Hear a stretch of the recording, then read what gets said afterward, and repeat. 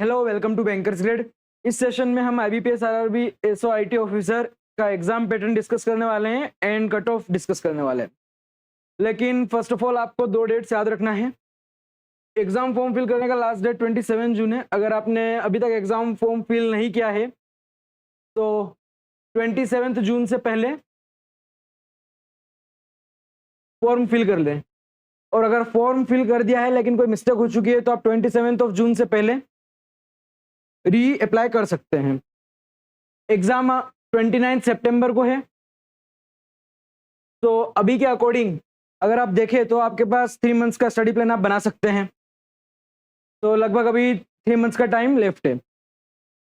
लेकिन उससे पहले जिन्होंने एनरोल नहीं किया है, and if you are genuinely preparing for IBPS RRB scale two SOIT officer, तो जो कोर्स 4499 का है वो आपके लिए 1399 में अवेलेबल है टिल 1 जुलाई।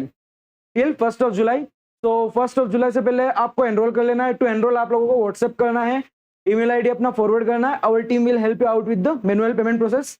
आप 24/7 जब भी इस वीडियो को देख रहे हैं तब आप मैसेज कर सकते हैं एंड एनरोल कर सकते हैं।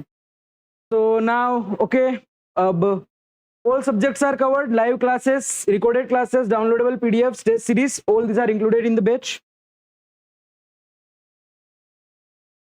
Now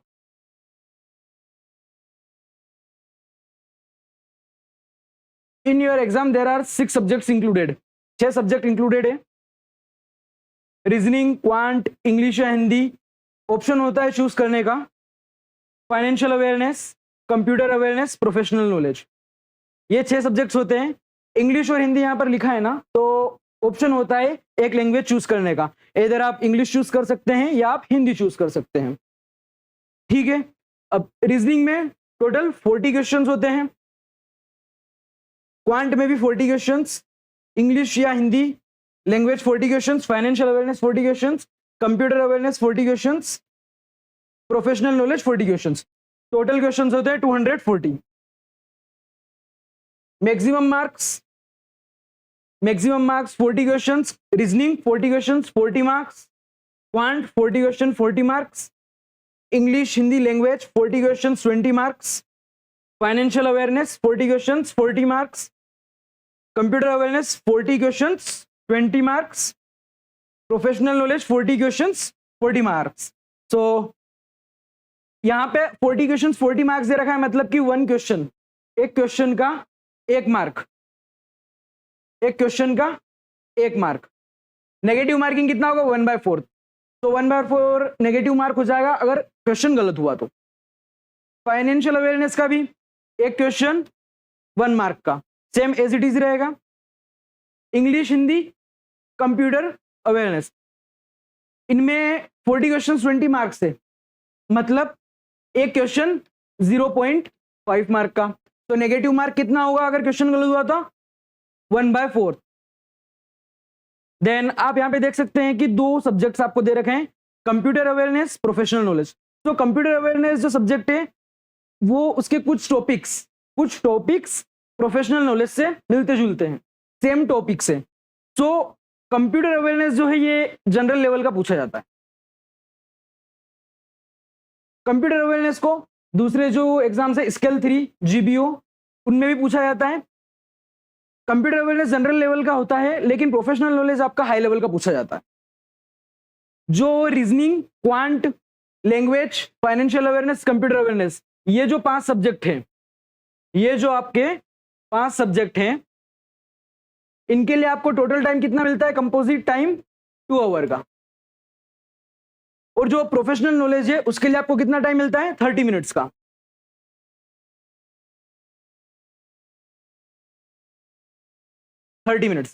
तो टोटल टाइमिंग कितना हो गया आपका IT officer exam? 2 hour 30 minutes. अब कट ऑफ के बारे में डिस्कस कर लेते हैं। तो रिटर्न का जो कट ऑफ मार्क्स है एससी कैटेगरी के लिए 35.75, एससी कैटेगरी के लिए 35.75, एसटी के लिए 27.75, ओबीसी के लिए 48.75, ईडब्ल्यूएस कैटेगरी के लिए 45 मार्क्स एंड अनरिजर्व्ड के लिए 49.75।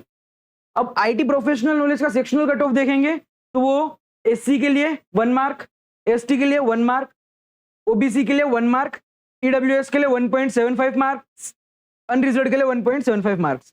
तो आप देखेंगे तो जो रिटर्न का कट ऑफ मार्क्स है वो लगभग 50 के आसपास आ रहा है। अगर आप जनरल देखेंगे एवरेज 50 के आसपास आ रहा है। तो अगर आप 50 से 15 टू 20 क्वेश्चंस, 15 टू 20 मार्क्स अगर ज्यादा स्कोर करते हो तो एक बेटर स्कोर माना जाता है, something like 70-80। Sectional cut off, IT sectional cut off 1 से 2 नंबर के बीच में आ रहा है, तो इसमें भी आप अच्छा स्कोर कर सकते हैं, लगभग 10 टू 15 मार्क्स। एक क्लॉज और ऐड किया गया था उस टाइम पे नोटिफिकेशन में, लेकिन उस पर ज्यादा कोई बात नहीं कर रहा है, तो उस पर भी हम ध्यान देंगे एक बार। IBPS reserves the right to make the duration of test separate for each test.